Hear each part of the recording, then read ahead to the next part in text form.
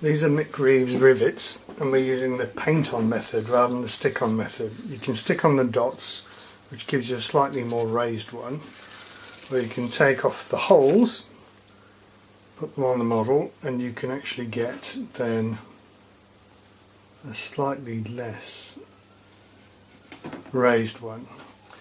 You do have to be careful not to actually rub them off completely when you rub down.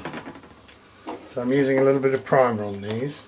It's fairly quick to do.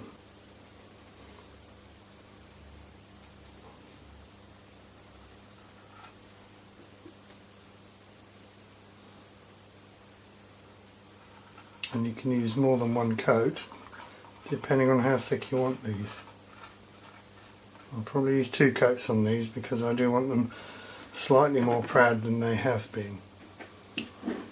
If you're not careful, you can actually rub these things off completely when you're rubbing down the surface.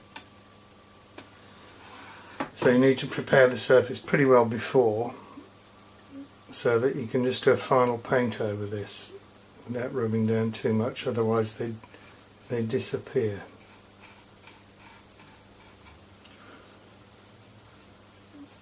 The rivets carry on over the leading edge.